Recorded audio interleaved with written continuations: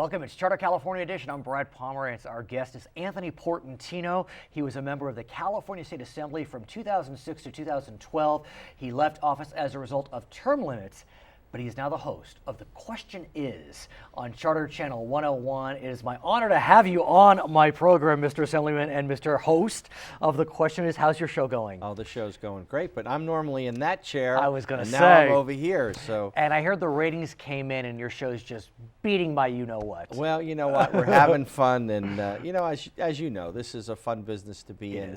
You get to have fun, but you get to talk about topics you care about. Right. And for me, that's what's been great about the show. And you've been speaking about some very important topics, prison realignment, HIV, prison realignment, women's health. Right.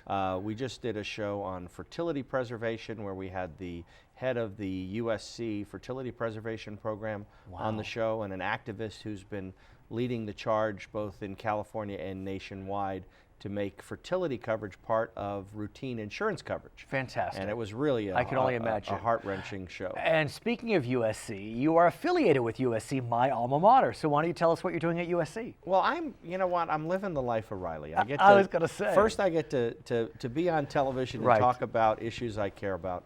And then I get to be in the classroom. Right. The University of Southern California created a legislator in residence. Actually, they call them scholars in residence. Nice. They must not have hired you then. I don't know. All I know is when I got my ID and it said the word scholar, I took a picture of it. You sent it to your daughter? Sent it everywhere. Sent it to your wife? If my mom was still there, I would have sent it to my mom. Exactly. But so they created a legislator in residence program. Where they brought in one Democrat and one Republican. So Tony Strickland, of course, former senator, Republican. Good guy. Good guy. Yeah. We call ourselves the Anthony Caucus. Oh, right. Yes, of course. Right. So there's Tony Strickland and then Anthony Portantino, and I'm the Democrat from the left. Do you team teach? We team teach.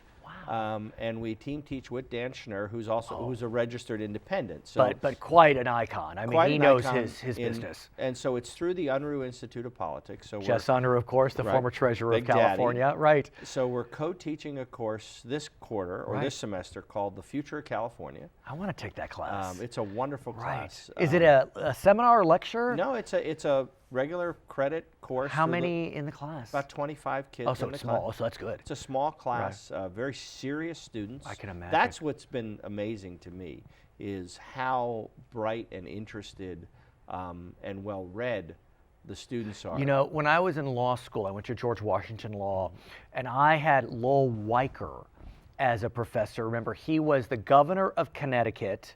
No, first he was the U.S. Senator from Connecticut. He took a couple years off, and then he became the governor of Connecticut. And that was really an amazing experience. And I had an in between those periods. So I can only imagine how the students are just lapping up every word the three of you are saying. Well, the hardest thing for me is they really love the anecdotes. Of course. And as one student said to me, he said, you know, we could research the issue ourselves. Right. What we love is the inside baseball. And you have a lot of anecdotes, no doubt. And Tony does too. So it's really, so what we do is we take, each subject area has 6 hours. Oh my. So we do 3 hours the first week where we do an overview of a subject area for an hour and a half. Then we bring in guest experts for the second hour and a half to do a further analysis. So for example, when we did education policy, we had John Deasy, the superintendent of LA Unified, and then we had Rick Simpson, who was the chief education consultant for the state assembly. Got it. And so those two talked about education for an hour and a half. Then we come back the following week, and Tony and I, we participate in the first week as well, but the second week we lead the discussion from our personal perspective of how education policy is shaped in the trenches for the second class. And I want to talk to you about Tony and you, if I may say, and use it as a metaphor for our further discussion. I remember in 2009, Tony Strickland, Republican state senator, was very involved in the creation of the water bond. And on the other side of the issue was a liberal Democrat, Fran Pavley. And my point is not the water bond, but somehow, some way, they got together to get the water bond done. Now, it hasn't been on the ballot, but that's not the issue. The issue is you had a liberal Democrat and a conservative Republican coming together and making it work. And even in this session, Democrats and Republicans seem to be getting something done in Sacramento. But boy, our friends in Washington, They just can't get it right. Well, the beauty of this class, the whole theory of what we're doing at SC into trying to instill in future leaders right. is we look at it as a football field, and you've got the end zones, and so many people are stuck in the end zones. Right. The extremes are in the end zones, but the solutions fall closer to the 50-yard line. Who would have thought that Sacramento would be seen as the epitome of function? You know, when I think compared to DC. a large part has to do with Governor Brown's strong leadership. You saw when you had, frankly, Governor Schwarzenegger and before that Governor Davis, you didn't really have strong chief executives. But even worse. And I think Governor Brown has created a framework. And this was what my criticism of Governor Schwarzenegger was. He didn't create that framework where we were working towards solutions. And I think Governor Brown and the legislature has responded to it to say, you know what, the public wants us to get things done. And you've got that chief executive who's charting that moderate, for lack of a better expression. And if you look at the most of the commentary since the legislature has ended has been about Governor Brown being the moderate. Yes, that is and true. I think that chief executive has played a difference. And so by extension, does that mean that President Obama has not set the environment? What I think happened with President Obama, if you look at healthcare, for example, he reached out to adopt a Republican idea.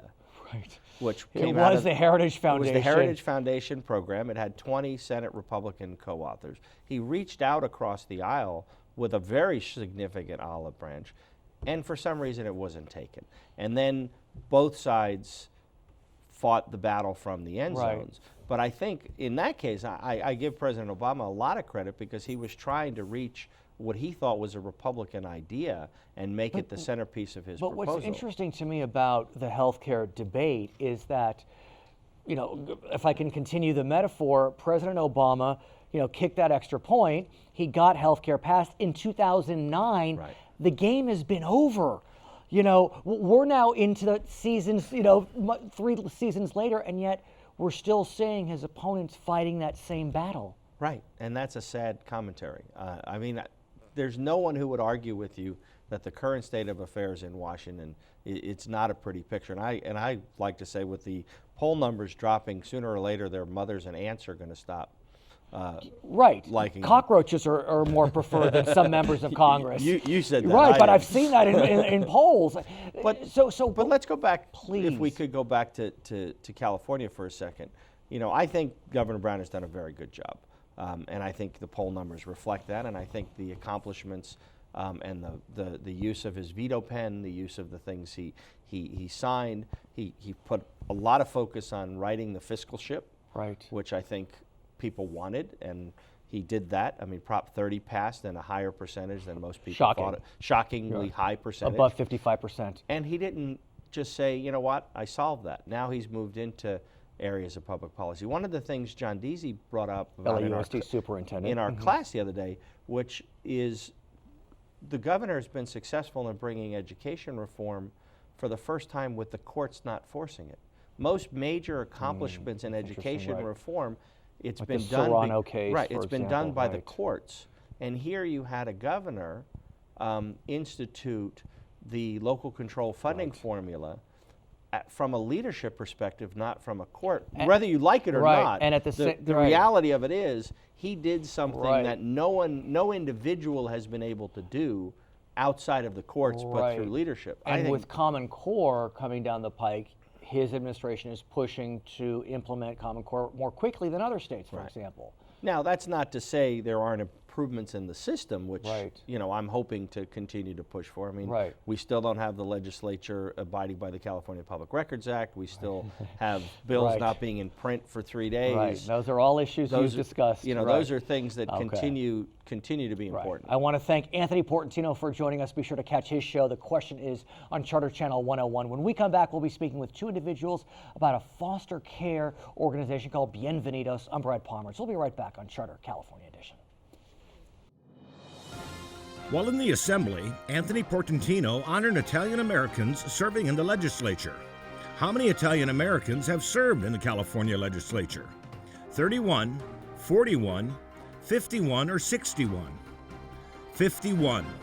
As part of the Italian-American Legislature Project of 2011, a legacy of service to the California legislature, 51 Italian-Americans were determined to have served in the California legislature. Welcome back to Charter California Edition. I'm Brad Pomerance. We are joined by Stephanie Ivler. She is the director of the Foster Care Division for Bienvenidos, doing such important work in the Los Angeles County, Southern California area.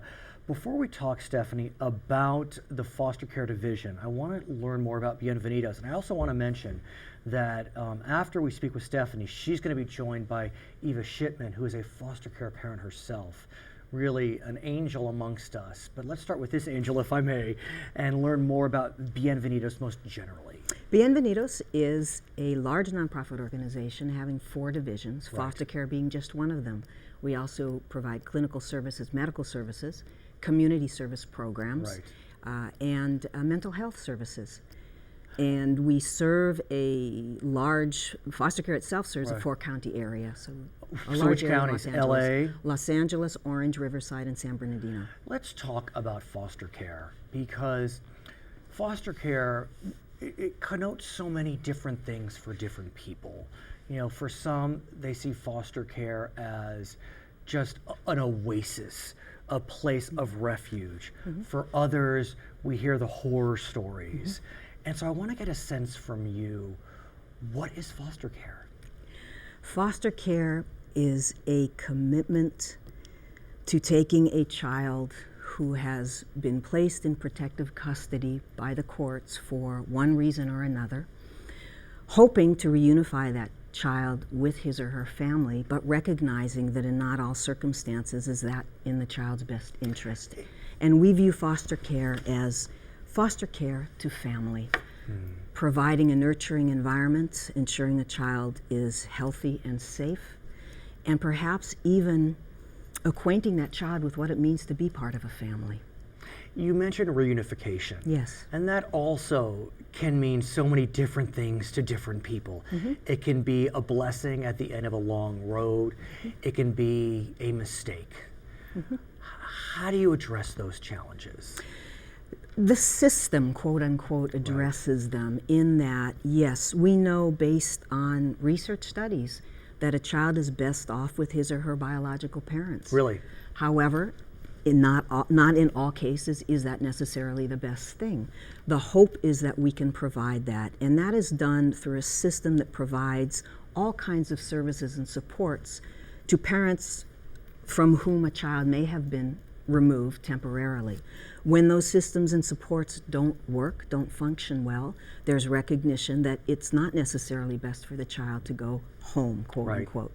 And in that case, provision is made for some sort of a permanent placement that may or may not involve those birth parents. And during the last recession, we know that social services were cut dramatically in the state of California. Foster care was not immune from those cuts. Correct. How did Bienvenidos get through those tough times? By working very hard, Brad. No doubt. By putting in 12 and 15-hour days, I have to say to you, I'm not the angel. Staff are the angels, and the foster parents are the angels. A commitment to provide whatever these children and these families need, when they need it, whether it's 3 in the morning, it's Sunday, it's an emergency call, whatever it is, they're there. And so how is Bienvenidos doing on the other side? I think it's fair to say that when we look at state funding, social services has not been fully restored. Yes. K-12 has been fully restored, but not social services. How are you doing? How's the organization It's very hard. Rates have been frozen for about 10 years. Our foster parents have seen a small increase, a small bump now twice in the last year. It's a very small one. There's still no question but that the stipend that they are provided is not sufficient to cover all the children's needs.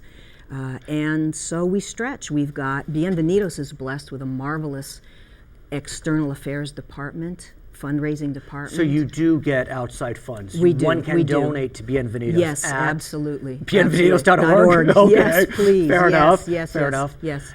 And what about those that may want to get involved in Bienvenidos? It may be that they can't be a foster parent for whatever reason, but are there opportunities?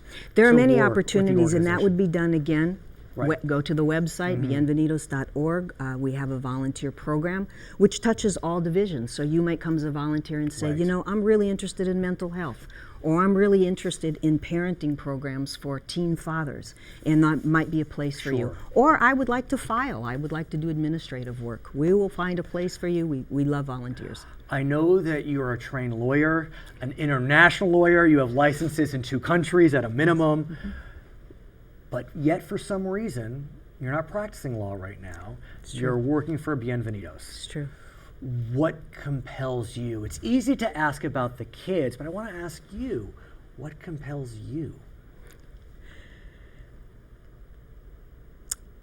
Every bit of skill and knowledge I acquired as a practicing attorney, I put into use every day. And with all due respect to every practicing lawyer or non-practicing lawyer And I out used to there, be a lawyer, as I okay, mentioned, a practicing it's lawyer. the heart piece, Brad. It's the heart piece. It's going home at the end of the day or getting up in the morning thinking, I have abilities that can make a difference, that can touch a life and enrich a life. And when we are overwhelmed, and I mean we as a staff, I remind us that if we make one bit of a difference in one life on one day, we've done something huge. And we'll talk to Eva Shipman about Yes. how she has made a difference for 25 years. But I'd like to ask you if you can kind of go into your lexicon and think about some anecdotes, as small as they may be, where you thought, I done good today. Sure, Yeah. sure. Two little ladies, ages 4 and 5. The other night, it was 8 o'clock in the evening. I'd put in a long day Right. as a director, pushing paper, making Sure. phone calls, making sure things happened, making sure staff was reported. I had my briefcase in hand. I was walking down the hallway, and I was ready to go to my car. I came by our playroom, and there were these 2 little ones. One of them was sniffling. It was an emergency detention. It was Which at 8 in the evening, means emergency which detention. means that law enforcement or social services had to come into a threatening situation I see. and remove the kids immediately.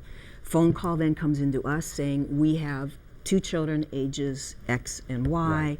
Might you have a family for them? We look at our roster. We know that foster parent B Right, is has available, right. is available. We call, would you be willing to come and meet the children and take the children? Yes, we would. And so I walked by the playroom, and there was foster mom with our social worker signing the official papers, but the 2 little girls sniffling on the couch, holding back tears. I look at that, Brad, I throw my briefcase down. I'm not going home yet. This Right. isn't a piece of paper, this is a Right, life. right. And the doll that I have in my office, I can bring in and start telling silly stories, and pretty soon those smiles emerge. And then we have a donor who gives us what are called my stuff bags. And in those little duffel bags is a fuzzy blanket and a doll and a stuffed animal and a book. And we brought those into the little girls, and they opened them, and the smiles come to their faces. But the really neat piece was that when I finally am trudging out to my car, and the 2 little ones are walking off with foster mom to their car, those stuff bags were as big as they were, but they slung them over their shoulders Right. and they walked with them. That's all I need. And they're ready to go. That's it.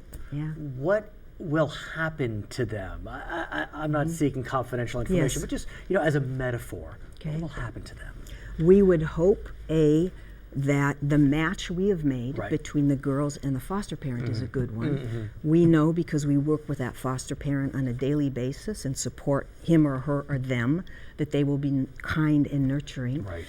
And the hope would be that for whatever reason they were removed, whatever is going on with the Right. parents, that situation will be resolved so that the girls could be returned to them. And if not, we will hope that either foster parent will say, Bienvenidos, you're now licensed to process an adoption. Wow. I'd like to keep those little girls. And that's the story you'll hear from Mrs. Shipman. Who is really so humble in her appearance, but yet so majestic in her beauty and in what she's done for so many years. And I am so glad, Stephanie, that you have brought Eva Shipman to speak with us, because I've never met someone like her, and I can't wait for you to meet her. When we come back, we'll be speaking with Eva Shipman, a foster parent for over 25 years at Bienvenidos.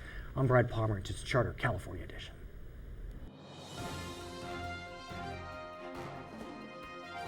Nationwide, how many children live in foster care? 275,000, 463,000, 712,000, or 1.13 million. Nationwide, more than 463,000 children live in foster care. Welcome back to Charter California Edition. I'm Brad Pomerance. We are now joined by Eva Shipman. She is a foster parent with Bienvenidos. Stephanie Ivler, we thank you for joining her. You're the director of the foster care division for Bienvenidos. Eva, since 1986, you have fostered over 150 children. Yes. How did a nice lady like you wind up fostering over 150 children in, 25, 26, 27 years? Well, it started with a bulletin from the church, really. Literally? Yeah, literally started there. I was working a night job, and we went to church that morning and opened the bulletin and said, foster parents needed. And I thought, well, maybe this is something that I can do. Maybe. Yeah. Maybe. So I signed up for it, and 2 days later, I got a phone call. We took the class, and I've been fostering ever since. And mind you, you at the time had 4 children. I guess they were high school to college age at that point. I will also mention that you are now a grandmother to 13, a great-grandmother to 2, and yet you continue to foster. Right now, you have 5 foster children. Yes, I do. Stephanie, what does Eva Shipman mean to Bienvenidos? Eva Shipman is platinum to Bienvenidos. Eva Shipman for us is heart. She's our inspiration. Right. No, I get it. Over the years, you decided to make a deeper commitment to at least 3 of those children. Tell us about the 2 that you adopted and the one in which you took legal guardianship.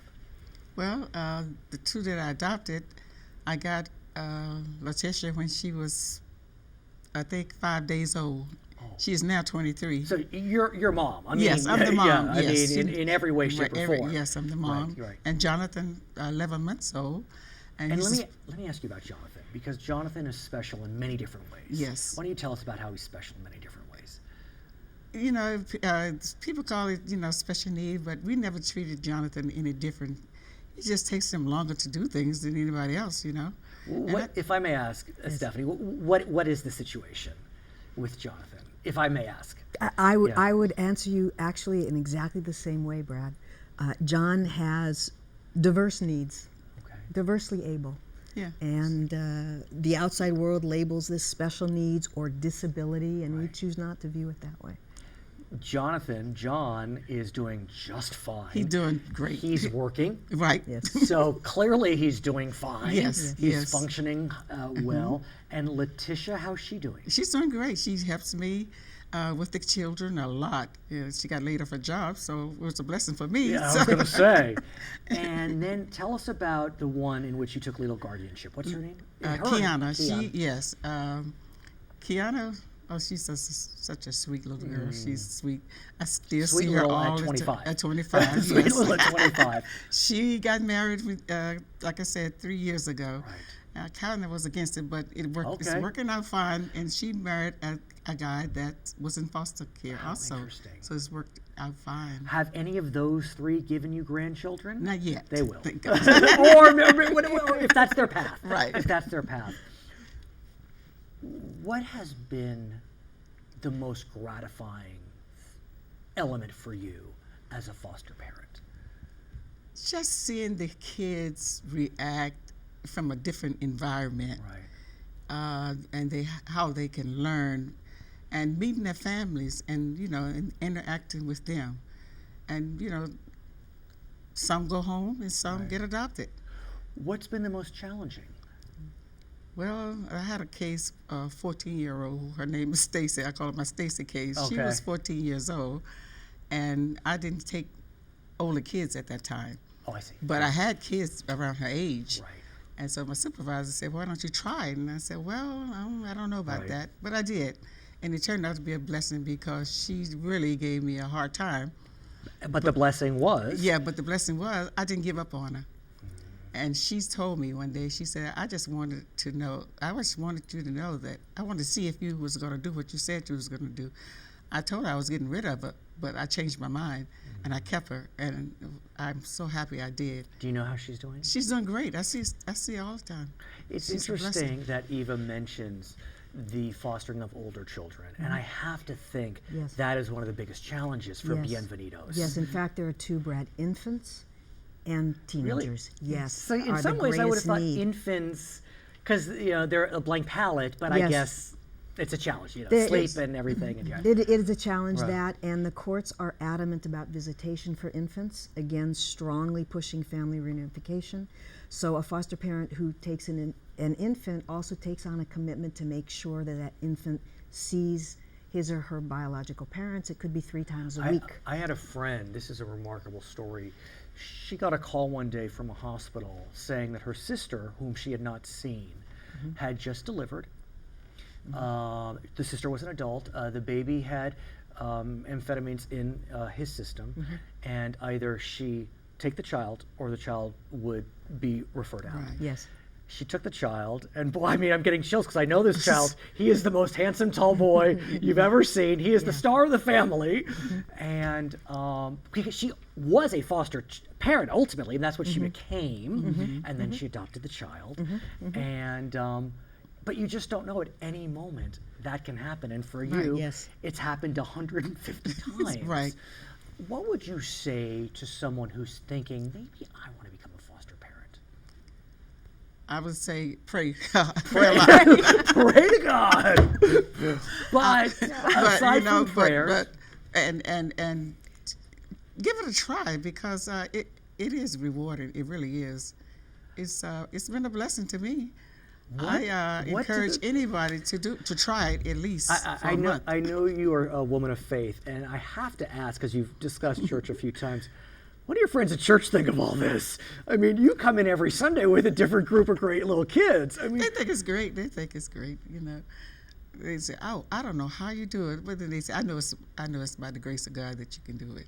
it has And to be. It is. I mean, it literally has to be. Yeah, I believe this is a calling. And how do you juggle? I mean, I presume, Stephanie, that when they go into a foster home, they are then put into the public school Yes. Yes. of that community. Yes. I mean, I guess if you take the same age range, the question of commuting to school becomes somewhat more facile and easy. Is that right? Well, this is part of the commitment of fostering and being a foster parent. You are embracing a child as your own, and just as you, Brad, would make sure that your son gets to soccer practice and gets to school, our foster parents are doing that with their children. Yeah. We provide as a team as well. I do want to say that the Bienvenidos team is extremely supportive. These are social workers whose job and whose passion is helping foster parents out, making sure that things happen the way they should happen. And are the public schools equipped? Are they aware? I mean, I presume that the public school in your neighborhood knows all about you. Yes, they do. They do. And so when you walk in, they just sign the Right, forms right, and off they go. right. But Yeah. are they prepared? I mean, do they understand the obligations? I would say so. I would say that the heart and the intent is always there. The reality in practice is sometimes it takes educating and sometimes it takes talking and all of that. But this is something that that's we your are job. equipped to do. Right. Exactly. And what about that whole notion of education? I mean, one would hope that if a child is placed in foster care, that the placement, at some level is long enough that they can ease into the school and at least, finish a year or whatever, but that's not always the case. So how do you work with these kids with school and education and? Well, like I said, I have 3 in school right now. Right. So of the 5, 3, of the right? 5, 3 is in school. They go to school and they're happy at And school. they're doing all right? They're doing fine. Yes. Do you take kids that may be Spanish dominant or non-English dominant? Yes, I have 2 Chinese kids right now. And Yeah, they're doing great. do they speak English? They speak Okay, both. so that helps. But Yes. is that an issue? That It is and it is Right. not. In fact, Bienvenidos is one of a few agencies which accepts, embraces, and welcomes monolingual families. Right. And actually, in our Montclair office, we have more monolingual Spanish families than non, which means we have a bilingual staff. I hear you. Thank you. You're welcome. You are sent from God, both Well, of you. thank you. My name is Brad Pomerance. This is Charter California Edition.